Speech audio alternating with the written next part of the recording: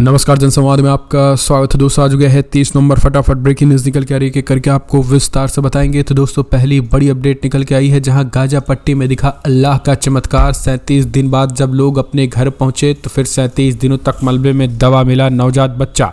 Social media पर video हुआ viral, जमकर हो रही है चौतरफा चर्चा। अल्लाह के इस चमत्कार के बाद गाजा पट्टी में एक तरीके से लोगों में जश्न।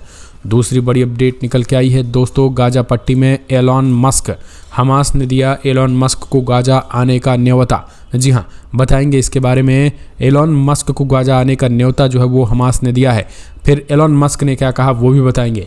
तीसरी खबर निकल के आई है दोस्तों, जहां आखिरकार अंसरुल्लाह ने तीसरे इजरायली जहाज को भी जब्त कर लिया। अंसरुल्लाह ने की है घोषणा, बताएंगे इसके बारे में। अगली खबर निकल के आई है दोस्तों, लेबनान में इजरायली सेना और हिजबुल्लाह के बीच एक बार फिर भीषण झड़प। गाजा में संघर्ष विराम पर पड़ सकता है असर, ये भी आपको बताएंगे, जान लेना जरूरी है। और वहीं युद्ध गाजा हो रहा है लेकिन जड़ यरूशलेम में 55 साल के ऊपर वालों को ही मिलेगी एंट्री। अल-अक्सा मस्जिद में बाकी लोगों के नमाज पढ़ने पर रोक। वहीं अगली खबर में बताएंगे जहां इजरायली बमबारी में सब कुछ हो गया तबाह, लोग अपने घर आ रहे हैं, अपने टूटे फूटे घरों में रहने को है मजबूर। वहीं अगली खबर जहां सऊदी अरब ने दिखाई अपनी ताकत और जीत लिया बड़ा गेम। क्या है पूरा मामला ये भी हम आपको बताएंगे। सब कुछ खबरें जान लेना जरूरी है। जहां सीरिया में उठे इजराइल गाजा जैसे हालात, क्या है पूरा मामला ये भी हम आपको बताएंगे। और कैसे इजराइल को झटका, सीरियाई गोलान के प्रस्ताव पर साथ दिखे खड़े भारत।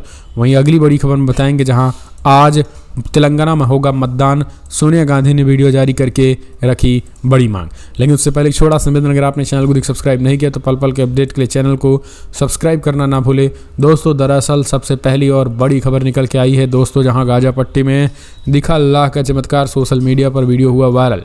जी हाँ, दरअसल दोस्तों गाजा में जन्म के 37 दिन बाद मलबे में जिंदा बच्चे नवजात शिशु निकले हैं। आपको बता दें, कहते हैं ऊपर वाला किसी की ज़िंदगी बख्शता है तो दुनिया की कोई भी ताकत उसे छीन नहीं सकती है। इस बात को झुठलाया नहीं जा सकता है। आपको बता दें ऐसा ही कुछ हुआ है गाजा में, जहां एक बच्चा बमबारी के 37 दिन बाद मलबे के नीचे जिंदा मिला। इस बच्चे को बचाने का वीडियो सामने आया है जिसे देखकर कोई भी भावुक हो सकता है। जानकारी के मुताबिक ये मासूम बच्चा फ़लस्तीन और इजराइल के बीच जंग शुरू होने के कुछ दिन पहले ही हुआ था। इसके बाद हमास और इजराइल के बीच महायुद्ध छिड़ गया। इस दौरान इजराइल ने गाजा पर ताबड़तोड़ हमले किए जिसमें न जाने कितने घर तबाह हो गए और उन्हीं तबाह हुए घरों में एक घर इस मासूम का भी है। इजराइल के सैनिकों को बमबारी में इस बच्चे का घर भी तबाह होकर मलबे में तब्दील हो गया था। बमबारी में घर मिट गया लेकिन बच्चे की सांसें बची रह गई और वो मलबे में दबकर भी 37 दिनों तक जिंदा रहा। इससे ऊपर वालों का करिश्मा भी कह सकते हैं। तमाम दिक्कतें और परेशानियों के बाद भी बच्चा 1 महीने के बाद सही सलामत रहा और इसे लोग अल्लाह का चमत्कार कह जमकर तारीफ कर रहे हैं और शुक्रिया अदा कर रहे हैं। एक और अपडेट निकल के आई है, यमन के अंसरुल्लाह ने तीसरे इजरायली जहाज को भी जब्त कर लिया। अंसरुल्लाह ने घोषणा की धार्मिक, राष्ट्रीय और नैतिक जिम्मेदारी के अनुसार गाजा पट्टी में ज़ियोनी शासन द्वारा अमेरिका के समर्थन में किए जाने वाले पश्चिमी हमलों और फ़लस्तीनी लोगों के नरसंहार को ध्यान में रखते हुए न केवल यमन राष्ट्रीय मांगों को पूरा करने के उद्देश्य से बल्कि दुनिया के सभी स्वतंत्र राष्ट्रों की इच्छा अनुसार कोई भी जहाज जो निम्नलिखित विशेषताओं वाला होगा उसे निशाना बनाया जाएगा। यमन ने कहा है कि ज़ियोनी शासन के झंडे वाले जहाज, इजरायली कंपनियों द्वारा संचालित जहाज, इजरायली कंपनियों के स्वामित्व वाले जहाज को पूरी तरीके से हम निशाना बनाएंगे और इसे तबाह कर देंगे। इस तरीके से उन्होंने ये प्रण लिया है। एक और अपडेट निकल के आ रही है दोस्तों, बिग ब्रेकिंग, जहां सोनिया गांधी, आपको बता दें तेलंगाना के लिए सोनिया गांधी ने जारी किया वीडियो। आज तेलंगाना में है मतदान। तेलंगाना में होने वाले विधानसभा चुनाव के लिए आज वोटिंग है, जिसके लिए जो है वो सीपीसी चेयरपर्सन सोनिया गांधी तेलंगाना की जनता के लिए संदेश भेजा। अपने वीडियो संदेश में सोनिया ने तेलंगाना की जनता से बदलाव के लिए वोट करने की अपील की। सोनिया गांधी ने कहा, तेलंगाना की मेरी बहनों और प्यारे भाइयों नमस्कार। मैं आज आप सबके बीच नहीं आ पाई लेकिन मैं आपके दिल के बहुत करीब हूँ। आज मैं आपसे बहुत कुछ कहना चाहती हूँ। तेलंगाना माँ के शहीद बेटों का सपना पूरा होने देखना चाहती हूँ। मैं दिल से चाहती हूँ कि दोराला तेलंगाना में हम सब प्रजाला तेलंगाना में बदल दें, सबके सपनों को साकार करें और आपकी एक सच्ची और ईमानदार सरकार दें। तो आपको बता दें आज मतदान जारी है और मतदान के बीच लगातार दोस्तों तेलंगाना में मतदान होने जा रहा है और बढ़ चढ़कर बदलाव के लिए वोट करिए। फिलहाल अगली एक और अपडेट, क्यों दिया एलॉन मस्क को गाजा आने का न्योता। एलॉन मस्क पहुंचे थे इजराइल अब गाजा पट्टी में हमास ने किया इनवाइट। हमास के सीनियर अधिकारी ने एलन मस्क को गाजा के दौरे पर बुलाया है। एलन लंबे वक्त से गाजा का समर्थन करते आए हैं। इस न्योते की वजह एलन को इजरायली बमबारी की वजह से हुई तबाही को दिखाना है। हाल ही में एलन ने फिलिस्तीन का समर्थन किया था और कहा कि फिलिस्तीनी क्षेत्रों को कट्टरपंथी बनाना जरूरी है। इतना ही नहीं, आपको बता दें, हमास के प्रवक्ता ओसामा हमदान ने मंगलवार को बेरूत में एक प्रेस कॉन्फ्रेंस के दौरान कहा है कि हम उन्हें निष्पक्षता के साथ जो है वो हम उन्हें चाहते हैं कि आने वाले समय में जो है वो विश्वसनीयता के मानकों के अनुपालन में गाजा के लोगों के खिलाफ किए गए नरसंहार और विनाश की सीमा को देखने के लिए गाजा का दौरा करने के लिए आमंत्रित करते हैं। इतना ही नहीं, आपको बता दें, सोमवार को ट्विटर के मालिक एलन मस्क ने इजराइल का दौरा किया था और प्रधानमंत्री बेंजामिन नेतन्याहू से भी मुलाकात की थी। अपना समर्थन व्यक्त करते हुए कहा कि उस प्रोपोगेंडा को रोकना है जो इसमें लोगों को इंगेज कर रहा है। आप जानते हैं कि आपको बता दें, इस बयान से साफ था कि वो हमास और उसके जरिए कुछ एक्शन की ओर इशारा कर रहा है। इस दौरान नेतन्याहू ने कहा है कि हमास को नष्ट नहीं किया जाना चाहिए, तो सीधे तौर पर आपको बता दें नहीं किया जाए, जिस पर मस्क ने जवाब दिया था कि कोई ऑप्शन नहीं है। इस तरीके की चीज़ें हैं। हालांकि उन्होंने गाजा पट्टी को बसाए जाने की बात कही है। इसी वजह से हमास ने कहा कि जरा आकर यहाँ के बच्चों और यहाँ के हालात को भी जरा देख लो। हालांकि आपको बता दें, गाजा का दौरा मस्क की तरफ से कहा गया है कि फिलहाल गाजा का दौरा करना भी खतरनाक है। दरअसल ये चीज़ें जो है वो उन्होंने कहा था और यही कारण है कि उसी को लेकर ये बातें उन्होंने कही हैं कि गाजा का दौरा फिलहाल करना भी पूरी तरीके से खतरनाक है। एक और अपडेट, लेबनान में इजरायली सेना और हिजबुल्लाह के बीच भीषण झड़प, गाजा में संघर्ष विराम पर असर पड़ने का है आशंका। दरअसल कतर की मध्यस्थता से हमास और इजरायल के बीच संघर्ष विराम को 2 और दिनों के लिए बढ़ाए जाने के ऐलान के बीच लेबनान में इजरायल रक्षा बल IDF और हिजबुल्लाह के भीषण गोलीबारी शुरू हो गई है। इजरायली सेना और हिजबुल्लाह और अन्य फिलिस्तीनी संगठनों के बीच भारी गोलाबारी की खबरें सामने आ गई हैं। लेबनानी अधिकारी ने बताया है कि IDF ने चुनिंदा हिजबुल्लाह टारगेट के सीमावर्ती क्षेत्रों में गोलीबारी शुरू कर दी। लेबनानी संगठन हिजबुल्लाह ने कहा है कि इजरायली हमलों का मुंहतोड़ जवाब दिया गया है। इस झड़प के बढ़ने से हमास और इजरायल के बीच संघर्ष विराम का असर पड़ने का आशंका जताई गई है। आपको बता दें, हिजबुल्लाह का ऐसा संगठन है जिसने ईरान का समर्थन प्राप्त है और हमास कहीं अधिक प्रोफेशनल है। हालांकि हाल ही में टीवी संबोधन में हिजबुल्लाह नेता हसन नसरुल्लाह ने इजरायल खिलाफ अपने हमले की योजना में फिलहाल कुछ नहीं कहा था, लेकिन अटैक लगातार जारी। एक और अपडेट, गाजा में हो रहा युद्ध लेकिन जड़ यरूशलेम में। अल-अक्सा मस्जिद में नमाज पर पाबंदी, सिर्फ 55 साल के ऊपर वालों की एंट्री। यहाँ बड़ी अपडेट, जहाँ कम हदी कराबी अपनी बेटियों के साथ माउंट ऑफ ओबेल घूमने आए। इस पहाड़ी में पूरा यरूशलेम शहर दिखता है, लगता है कि जैसे पैनोरामा फ्रेम की कोई फोटो दिख रही हो। पेश में सिर्फ हम भी अरब मुस्लिम हैं और ईस्ट यरूशलेम में रहते हैं। युद्ध की वजह से अब उनके पास काम नहीं है, इसलिए बच्चों को लेकर माउंट और ओलिव घूमने आ गए। इतना ही नहीं, आपको बता दें, यहाँ पर इजराइल और हमास की जंग के दौरान की कवरेज के दौरान दैनिक भास्कर यरूशलेम पहुंचा। दिन शुक्रवार था। शुक्रवार यरूशलेम के लिए सबसे मुश्किल दिन होता है।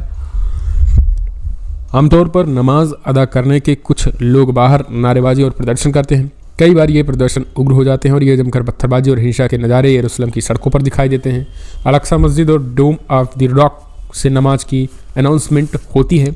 इतना ही नहीं, आपको बता दें, यहाँ पर देखा जाए तो लगातार अब इस युद्ध के बाद जो है वो यरूशलेम की बात करें तो यहाँ पर पूरी तरीके से युद्ध विराम लगा दिया गया है और कहा गया है कि फ़िलहाल यरूशलेम में 55 साल के ऊपर वाले ही जो है वो नमाज पढ़ेंगे। उसके नीचे वालों की एंट्री को भी पूरी तरीके से रोक दिया गया है। तो ये चीज़ें एक तरीके से देखने को मिल रही हैं। एक और अपडेट, इजरायली बमबारी में सब कुछ हो चुका है तबाह, लेकिन अब लोग अपने घर बार आ गए हैं और लोग अपने बच्चे, अपने परिवार को इजरायली हमलों से बचाने के लिए सुरक्षित स्थान तलाश रहे हैं। उत्तरी गाजा में बड़े पैमाने पर आ पहुंचे लोग। कोई सुरक्षित जगह ना मिली तो गाजा वापसी अपने टूटे फूटे घर में ही लौटाए हैं। इजराइल ने पूरे गाजा शहर को पूरी तरीके से खंडर बना दिया है। दरअसल आपको बता दें, जैसे जैसे सीज फायर हुआ वैसे वैसे बड़े पैमाने पर लोग जो है वो अपने टूटे फूटे घरों में आने को मजबूर हैं। लोग अपने टूटे फूटे घरों में ही आकर खाने बना रहे हैं और यहाँ पर रहना शुरू कर दिए हैं। लोग अपने घरों को देख करके रो रहे हैं और वहीं पर जो है अपना निशान ठिकाना बना लिए हैं। लोग अब घरों को धीरे धीरे साफ़ सफाई करके मेंटेन करने की तैयारी करेंगे। लेकिन सबसे बड़ी बात तो दोस्तों ये है कि लोग जो है वो अपने बच्चों और अपने परिवार को लेकर इजरायली हमलों से बचाने के लिए उत्तरी गाजा में जो है वो आ चुके हैं और एक तरीके से देखा जाए तो सुरक्षित स्थान तलाश रहे हैं। लोग अपने टूटे घरों आ रहे हैं। तो एक तरीके से बड़ी ज़्यादा विडंबना वाली बात, हालांकि मुस्लिम देशों ने कहा है कि टूटे फूटे घरों को हम पूरी तरीके से पुनर्निर्माण करेंगे। एक और अपडेट देखता रह गया इजरायल, सऊदी अरब ने दिखाई अपनी ताकत और जीत लिया बड़ा गेम। दरअसल सऊदी अरब को वर्ल्ड एक्सपो 2030 की मेज़बानी मिल गई। जब मंगलवार को इसकी घोषणा हुई तो राजधानी रियाद रोशनी से जगमगा उठा। एक्सपो 2030 की मेज़बानी के लिए रेस में 3 देश शामिल थे, लेकिन मेज़बानी सऊदी की ही मिली है। सऊदी के अलावा दक्षिण कोरिया और इटली की भी मेज़बानी के रेस में शामिल थे। वर्ल्ड एक्सपो 2030 को होस्ट बनकर सऊदी ने पूरी दुनिया को अपनी ताकत दिखाई। वर्ल्ड एक्सपो 2030 की मेज़बानी को लेकर वोटिंग हुई। पेरिस बेस्ड ब्यूरो इंटरनेशनल डेस एक्सपोजन के 182 सदस्यों ने वोट डाले हैं। सबसे ज़्यादा 119 वोट सऊदी को मिले। दूसरे नंबर पर दक्षिणी कोरिया रहा और इसे वोट 29 मिले हैं। वहीं इटली को सबसे कम 17 वोट मिले हैं, तो 119 वोट सऊदी को मिले और Riyadh kingdom of Saudi Arab expo 2030 के लिए पूरी तरीके से नामित हो गया। एक और अपडेट निकल के आई है दोस्तों, बड़ी खबर, जहां सीरिया भी इजराइल गाजा जैसे होंगे हालात, यूएन ने जल्द उठाए कदम कहा। दरअसल आपको बता दें, बड़ी खबर निकल के आई है। आखिरकार सीरिया के लिए संयुक्त राष्ट्र के उप विशेष दूत नजत रोचडी ने सीरिया में तत्काल तनाव कम करने का आह्वान किया। नजत रोचडी ने चेताया कि इजराइल फलस्तीन संघर्ष सीरिया में भी फैल सकता है। उन्होंने मंगलवार को सुरक्षा परिषद को बताया कि हम सीरिया में संभावित रूप से व्यापक तनाव बढ़ने की संभावना के बारे में चिंतित हैं। कब्जे वाले फलस्तीन इलाके और इजराइल में दुखद विकास के प्रभाव सीरिया में महसूस किए जा रहे हैं। समाचार एजेंसी सिंघियो की रिपोर्ट के मुताबिक उन्होंने कहा है कि 25 नवंबर को इजराइल ने एक बार फिर दमिश्क हवाई अड्डे पर हमला कर दिया है। इसमें हर हवाई अड्डे संचालित होने वाले संयुक्त राष्ट्र मानवतावादी वायु सेवा एक बार फिर अस्थायी रूप से बंद हो गई है। उन्होंने कहा कि अंतर्राष्ट्रीय कानून के तहत नागरिक बुनियादी ढांचे को निशाना बनाना प्रतिबंधित है। दमिश्क हवाई अड्डे पर हमले से पहले सीरिया में अन्य स्थानों पर इजराइल द्वारा हवाई हमले और दक्षिणी सीरियाई हमले गोलीबारी की गई थी। तो ये चीज़ें जो है वो देखने को मिल रही है। हालात वहाँ भी ख़राब हैं। एक गलती से पूरा नुकसान होगा। लगातार तनाव घटाने की ज़रूरत है। सीरिया की हालत अब ख़राब हो रही है क्योंकि रोचडी ने कहा अगर सीरियाई पार्टियों और लोगों को आशा का क्षितिज और उनके संघर्ष को हल करने के लिए एक राजनीतिक रास्ता नहीं देते तो मुझे डर है कि स्थिति बार बार उग्र हो जाएगी और क्षेत्र में फैल जाएगी और ऐतिहासिक संकट से गुजरेंगे। एक और अपडेट, इजराइल को झटका, सीरियाई गोलान के प्रस्ताव के साथ खड़े दिखे भारत, चीनी और रशिया। जी हाँ, दरअसल सीरियाई गोलान के प्रस्ताव इजराइल को तगड़ा झटका लगा। चाइना और रूस के साथ भारत ने भी इसका विरोध किया। संयुक्त राष्ट्र महासभा में हुई वोटिंग के दौरान भारत ने इस पर चिंता जताई है और प्रस्ताव के पक्ष में मतदान किया है। यूनाइटेड नेशन जनरल असेंबली ने इस प्रस्ताव को मिस्र में पेश किया है। इस प्रस्ताव के पक्ष में 91 वोट पड़े जबकि 8 ने इसके खिलाफ मतदान किया। वहीं 62 सदस्य एब्सेंट रहे हैं। भारत के अलावा बांग्लादेश, भूटान, चीन, मलेशिया, मालदीव, नेपाल, रशिया, दक्षिण अफ्रीका, श्रीलंका और संयुक्त अरब अमीरात ने प्रस्ताव के पक्ष में वोटिंग की है। वहीं ऑस्ट्रेलिया, कनाडा, इजराइल, ब्रिटेन और अमेरिका के प्रस्ताव के खिलाफ मतदान किया है। आपको बता दें, सीरियाई गोलान 1967 से इजराइल के कब्जे में है, तब से वहां से पीछे नहीं हटा है। तो ये चीज़ें देखने को मिल रही हैं। एक और अपडेट निकल के आई है दोस्तों, आपको बता दें, तुर्की ने बनाई अमेरिका की जैवलिन से 4 गुना खतरनाक मिसाइल, भारत के लिए क्यों बन सकती है चिंता का सबब। दरअसल तुर्की ने अपनी नई लम्टस GM anti tank guided missile का अनावरण किया और इस मिसाइल ने अपने परीक्षण में 16 किलोमीटर से अधिक की रेंज हासिल की है। ऐसे हथियार निर्माता कंपनी रॉकेटेशन ने बनाया है। रॉकेटेशन की ये मिसाइल 6 प्रमुख रूसी, अमेरिकी और फ्रांसीसी ATGM मिसाइल सिस्टम के परिचालन रेंज की तुलना में ज़्यादा पहुंच रखती है।